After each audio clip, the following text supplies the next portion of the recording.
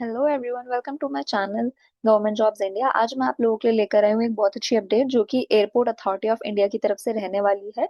और यहाँ पर पैन इंडिया कैंडिडेट्स कोई भी अप्लाई कर सकते हैं। जो ये अपॉर्चुनिटी है, ये बहुत अच्छी अपॉर्चुनिटी है। सैलरी भी आपको अप टू 1,80,000 रुपीज आप ऑन कर सकते हैं रिटायरमेंट तक। ठीक है, उसके अलावा यहाँ पे आपकी बेसिक पे ही 50-60,000 से स्टार्ट रहने वाली है। और यहाँ पे पीडब्ल्यूबीडी कैटेगरी के लिए भी रिजर्व, यहाँ पे रिजर्वेशन है। अपडेट बहुत अच्छी है। बीइंग अ फ्रेशर एक्सपीरियंस्ड, अगर आप फ्रेशर हैं, ग्रेजुएटेड हैं, तो भी आप अप्लाई कर सकते हैं।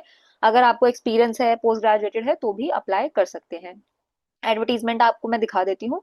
तो स्टार्टिंग की तो दो एडवर्टीजमेंट है, ये पुरानी एडवर्टीजमेंट है, इसको इग्नोर कर देना। ये वाली जो है, ये वाली है आपकी लेटेस्ट एडवर्टीजमेंट। ठीक है, तो ये वाली आपने चेक करनी है। उसके अलावा इन्होंने ना यहाँ पे मेडिकल कंसल्टेंट वगैरह की भी, अगर आप ये चाहें तो ये भी देख सकते हैं। पर यहाँ पर जो ये वाली है, ये सीनियर मैनेजर और जूनियर एग्जीक्यूटिव के लिए, जहाँ पे कोई भी कैंडिडेट आराम से अप्लाई कर सकते हैं।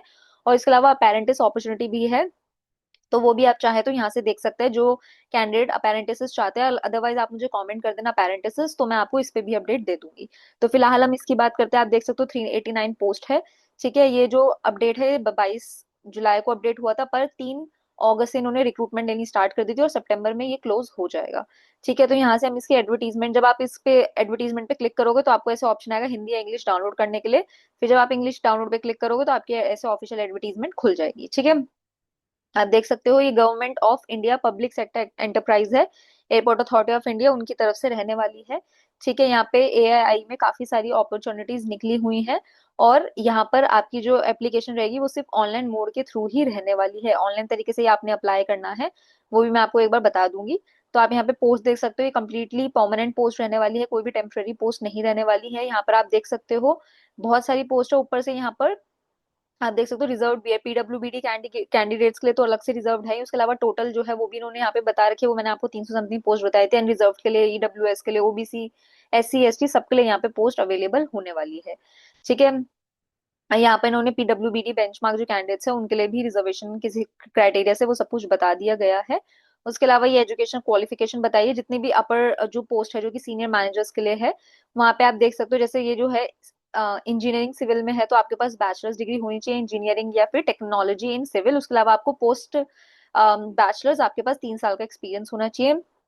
फिर है आपकी मैनेजर, यहाँ पर आपकी मैनेजर है इलेक्ट्रिकल इंजीनियरिंग में, तो अगर आपने इंजीनियरिंग कर रखी है, टेक्नोलॉजी ने इलेक्ट्रिकल कर रखी है और 3 साल का एक्सपीरियंस है, तो आप अप्लाई कर सकते हो। फिर है आपकी मास्टर्स इन फाइनेंस में, तो अगर आपने एमबीए कर रखा है या पोस्ट ग्रेजुएशन डिप्लोमा ले रखा है मैनेजमेंट में और आपको एक्सपीरियंस है 3 साल का फाइनेंस में, या अगर आप चार्टर्ड अकाउंटेंट है, तो आप यहाँ पे इजिली अप्लाई कर सकते हो। फिर है आपकी मैनेजर इंफॉर्मेशन टेक्नोलॉजी में, यहाँ पर भी अगर आपने फुल टाइम बैचलर्स डिग्री ली हुई है टेक्नोलॉजी इन कंप्यूटर्स या आईटी इलेक्ट्रॉनिक्स में, या फिर आपने फुल टाइम एमसीए किया हुआ है, तो आप एलिजिबल हो जाते हो। और 3 साल का एक्सपीरियंस चाहिए, तो ऐसे आप अपॉर्चुनिटीज देख सकते हो। सब में 3 साल का मिनिमम एक्सपीरियंस चाहिए ही। और आपने ग्रेजुएशन कर रखी है, एमबीए कर रखी है, इंजीनियरिंग से कर रखी है, आपने मतलब किसी भी फील्ड से अगर आपने मास्टर्स कर रखी है, या फिर मतलब बेसिकली यहाँ पे इन्होंने ना बीटेक और कॉमर्स दोनों ही डिपार्टमेंट्स को शामिल कर लिया है। तो जो भी जिस भी बैकग्राउंड से है, यहाँ पर आराम से अप्लाई कर सकते हैं। ठीक है, ये है सारी मैनेजर की पोस्ट। अब हम देख लेते हैं, ये है 4 जूनियर एग्जीक्यूटिव की पोस्ट, जहाँ पे कोई भी एक्सपीरियंस की रिक्वायरमेंट नहीं है। तो अगर आपने फाइनेंस में मास्टर्स कर यानी कि एमबीए कर रखा है, या आपको पोस्ट ग्रेजुएट डिप्लोमा मैनेजमेंट में है, तो आप यहाँ पे अप्लाई कर सकते हो। लॉ में अगर आपने 3-5 साल की प्रॉपर इंटीग्रेटेड कोर्स किया हुआ है 12th के बाद, तो अप्लाई कर सकते हो। अगर आपने प्रोफेशनल डिग्री ली हुई है लॉ में 3 साल की, तो आप अप्लाई कर सकते हो। जूनियर एग्जीक्यूटिव ऑपरेशन में अगर आपने ग्रेजुएशन की हुआ है, ग्रेजुएशन किया हुआ है साइंस बैकग्राउंड से, या फुल टाइम एमबीए किया हुआ है, या आपने full time regular bachelors degree की हुई है इंजीनियरिंग में, तो अप्लाई कर सकते हो। सर्वे एंड कार्टोग्राफी में अगर आपने बैचलर्स डिग्री ली हुई है इंजीनियरिंग में या टेक्नोलॉजी इन सिविल में, या मास्टर्स डिग्री लेके साइंस या ज्योग्राफी या रिमोट सेंसिंग या ज्योग्राफिकल इंफॉर्मेशन में, तो आप अप्लाई कर सकते हो। परसेंटेज मार्क्स जो है, मिनिमम पासिंग मार्क्स चाहिए ही।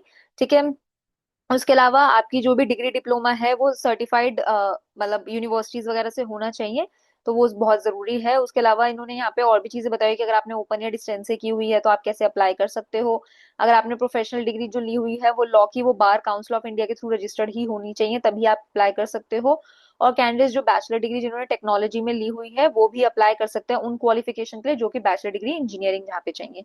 ठीक है, एक्सपीरियंस आप देख सकते हो, यहाँ पे सिर्फ वो लोग अप्लाई कर सकते हैं। एक्सपीरियंस मतलब आपका कौन सा काउंट होगा, एक्सपीरियंस तब काउंट होगा या तो आपने सेंट्रल गवर्नमेंट, स्टेट गवर्नमेंट या पब्लिक सेक्टर अंडरटेकिंग में या लार्ज प्राइवेट सेक्टर में आपने काम कर रखा हो, अब यहाँ पे इन तीनों में से आपने एक कंडीशन मीट करनी होगी, जिसका तभी आपका एक्सपीरियंस काउंट होएगा। अगर आपने ऐसी लोकल कहीं पे काम करके, वो एक्सपीरियंस नहीं काउंट होएगा। तो पहला है, अगर आपने लिस्टेड कंपनीज जो है, which would mean and include companies listed on national stock exchange group A और बी। तो बॉम्बे स्टॉक एक्सचेंज में नेशनल स्टॉक एक्सचेंज है, ठीक है, ग्रुप ए और बी में अगर आपकी कंपनी जो है रजिस्टर्ड है, तो आपके जो नंबर ऑफ ईयर्स है काउंट होंगे। या फिर अगर आपने ऐसी ऑर्गेनाइजेशन या कंपनी के साथ या इंस्टीट्यूशन के साथ अगर आप काम करो जहाँ पे मिनिमम 250 एम्प्लॉयज हैं, जो कि कॉन्ट्रैक्ट बेसिस पे नहीं, परमानेंट एम्प्लॉयज हैं, तो आपकी एक्सपीरियंस काउंट होगा। या फिर अगर आप किसी प्राइवेट कंपनी में थे तो उसका टर्नओवर मिनिमम 250 करोड़ होना चाहिए फाइनेंशियल ईयर में।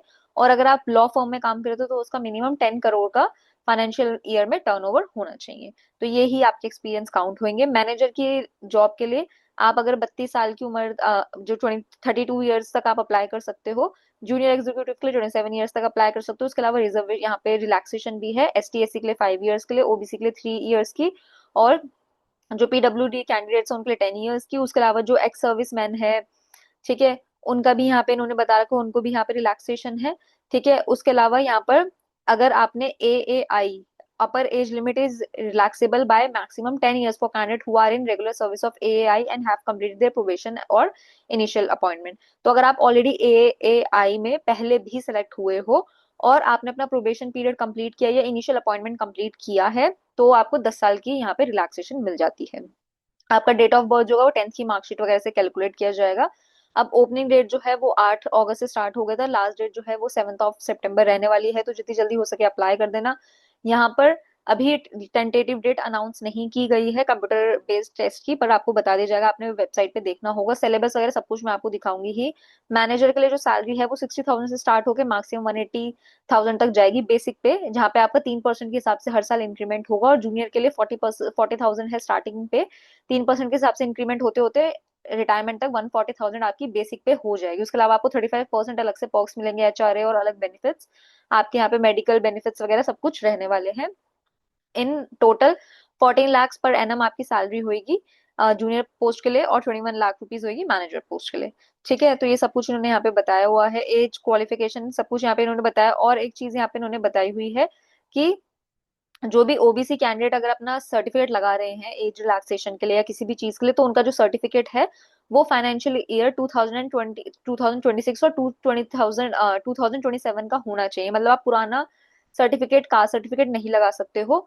ठीक है, सेम अगर आप और भी EWS कैटेगरी के लिए अप्लाई करो, किसी भी एज रिलैक्सेशन के लिए अगर आप अप्लाई कर रहे हो, तो आपका जो सर्टिफिकेट है वो 2026-2027 का बिल्कुल वैलिड और न्यू जो होता है ना, बिल्कुल लेटेस्ट, वही सर्टिफिकेट यहाँ पे काउंट किए जाएंगे, पुराने नहीं होंगे। आपके जो भी सर्टिफिकेट है वो issued by competent authority, should either in Hindi और इंग्लिश होना चाहिए।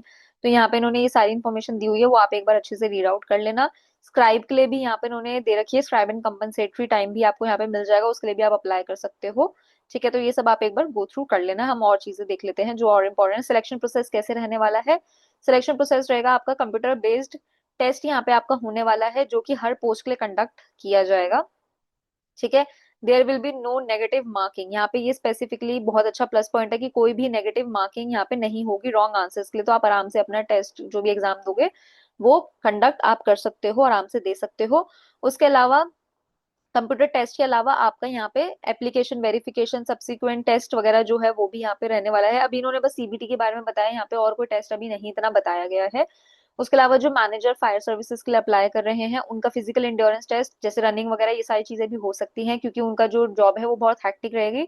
तो physical measurement test, running, climbing, rope climbing, full ladder climbing, ये सब भी हो सकता है। और will be allowed to appear for interview candidates who qualify A4 set test. तो जो टेस्ट ऊपर वाले क्वालिफाई करते हैं उनको इंटरव्यू के लिए भी बुलाया जा सकता है। ठीक है, उसके अलावा यहाँ पर आपको और थोड़ी बहुत इंफॉर्मेशन दी हुई है। और एक इंपॉर्टेंट चीज बताइए है कि जो मैनेजर एयरपोर्ट ऑपरेशन की पोस्ट के लिए अप्लाई करे, चाहे जूनियर एग्जीक्यूटिव हो चाहे मैनेजर पोस्ट पे, उनके पास लाइट मोटर व्हीकल लाइसेंस होना चाहिए। और जो मैनेजर फायर सर्विसेज के लिए भी अप्लाई करे, उनके पास permanent valid permanent light motor motor vehicle licence होना चाहिए। तो इन तीनों पोस्ट के लिए आपके पास लाइसेंस होना चाहिए लाइट मोटर व्हीकल का। तो ये इन्होंने जरूर बताया हुआ है। और उसके बाद आपको जब सिलेक्शन हो जाएगा तो आपको हैवी व्हीकल ड्राइविंग लाइसेंस भी चाहिए होगा, जो मैनेजर फायर सर्विसेज के लिए सिलेक्ट हो जाते हैं। आपको एनओसी भी चाहिए होगा, अगर आप ऑलरेडी, क्योंकि आपके पास यहाँ पे एक्सपीरियंस यहाँ पे काउंट हो रहा है, तो आपके पास एनओसी भी होना चाहिए। ठीक है। During application verification interview the candidate will have to produce original certificates along with proof of identity. तो आपको ओरिजिनल सर्टिफिकेट और सेल्फ अटेस्टेड कॉपी सब कुछ लेके जानी होगी ड्यूरिंग एप्लीकेशन वेरिफिकेशन और इंटरव्यू। ठीक है। अब यहाँ पे इन्होंने और चीजें बताई हुई है। प्रोविजनल सिलेक्शन यहाँ पे आप इन्होंने कंप्यूटर बेस तो बताया ही हुआ है टेस्ट। उसके अलावा इंटरव्यू होगा जहाँ पे जरूरी है, ये नहीं उन्होंने बोला कि इंटरव्यू मस्ट है। Where applicable subject to meeting all eligibility criteria prescribe for the post and qualifying the physical measurement test, driving test, physical endurance test. तो अगर आपका ये सारे टेस्ट होने के बाद, ये भी सारे पोस्ट के लिए नहीं है, अगर ये सारे टेस्ट आपके हो जाते हैं उसके बाद आपका इंटरव्यू होगा। ठीक है। इंटरव्यू भी सारी पोस्ट के लिए नहीं रहने वाली, मेन सीबीटी टेस्ट ही होगा। ठीक है। तो यहाँ पे इन्होंने बताया, उसके अलावा इन्होंने एक इंपॉर्टेंट चीज बोली है कि जो मैनेजर फायर सर्विसेज के लिए अप्लाई करते हैं उनको एक श्योरिटी बॉन्ड साइन करना पड़ेगा 5 लाख रुपए का। तो आपको 3 साल का मिनिमम, ट्रेनिंग कंप्लीट होने के बाद 3 साल का मिनिमम यहाँ पे सर्व करना पड़ेगा, टाइमिंग आपको देना पड़ेगा 3 साल का। उसके बाद अगर आप छोड़ सकते हैं तो छोड़ सकते हैं, लेकिन 3 साल के अंदर आप छोड़ते हैं तो आपको 5 लाख रुपए यहाँ पे एज अ जुर्माना भरना पड़ेगा। ठीक है। तो ये सारी चीजें इन्होंने यहाँ पे बताई हुई है। अगर आप कुछ भी अनफेयर चीजें करते हो तो आपके अगेंस्ट क्या एक्शन लिया जाएगा वो बताया हुआ है। हाउ टू अप्लाई भी इन्होंने यहाँ पे बताया हुआ है कि ऑफिशियल वेबसाइट से ही आपने अप्लाई करना है। Valid email ID, phone number वगैरह आपने ध्यान से देना है, क्योंकि वहां पे आपको फ्यूचर सारी चीजें आ सकती है। सारी इन्होंने डॉक्यूमेंट्स बताए आपने कि किस किस हिसाब से डॉक्यूमेंट्स अपलोड करने रहेंगे, तो ये चीजें देख लेना। ठीक है। पेमेंट इन्होंने ये भी सब चीजें बताई हुई है कि पेमेंट जो है वो आप एक बार कर सकते हो, अगर पेमेंट आपकी जब तक कंप्लीट नहीं होती बैक नहीं करना। ठीक है। तो ये चीज बहुत जरूरी है, क्योंकि पेमेंट जो होगी, जो फीस होगी वो रिफंड नहीं की जाएगी।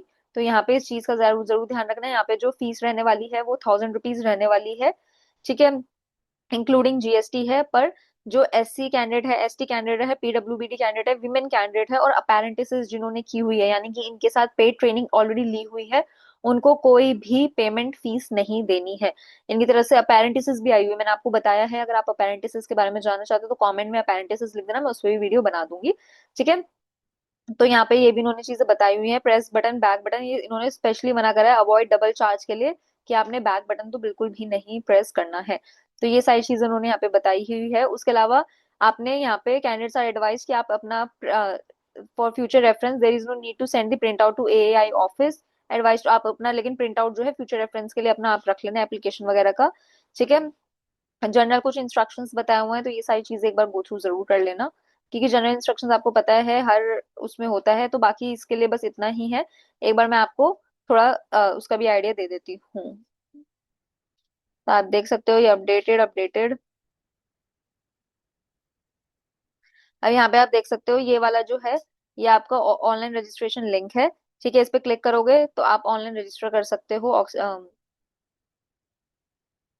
ये है। यहाँ पे पहले आपने click here as a new registration करना है, फिर लॉग इन करना है। बाकी how to apply frequently asked question का इन्होंने इन्फॉर्मेशन भी दे रखी है, तो वो भी अगर आप चाहो तो वो देख सकते हो। एप्लीकेशन डिटेल्स अगर कुछ भी एडिट करनी है तो 7 सितंबर तक ही कर सकते हो। लास्ट प्रिंट आउट जो है 22 सितंबर तक आप प्रिंट आउट कर सकते हो, और ऑनलाइन फीस जो है वो आप यहाँ पे 7 सितंबर तक ही लास्ट दे सकते हो।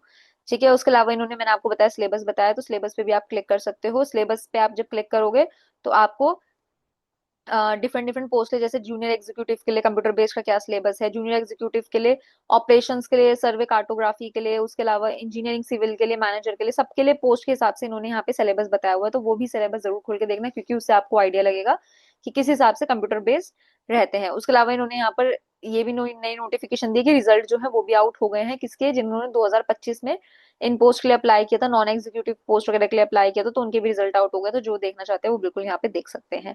तो ये थी बिल्कुल लेटेस्ट अपडेट। तो जो भी कैंडिडेट इंटरेस्टेड है फटाफट से अप्लाई कर देना बिना टाइम गवाए। ठीक है। तो इंटरव्यू यहाँ पे जरूरी नहीं है, बस सीबीटी बेस के बेसिस पे यहाँ पे सिलेक्शन हो सकता है। इंटरव्यू हर पोस्ट के लिए हो ये जरूरी नहीं है। और मैं उम्मीद करूंगी आप सबको ये अपडेट अच्छी लगी होगी। मेरे चैनल को लाइक कर देना, और जितना हो सके चैनल पे अपडेटेड रहना, ताकि आपको नई नई अपॉर्चुनिटीज पता चले। इनके लिंक्स जो है आपको डिस्क्रिप्शन में मिल जाएंगे। तब तक आप अपना ध्यान रखना। मैं आपसे मिलती हूँ नेक्स्ट वीडियो में।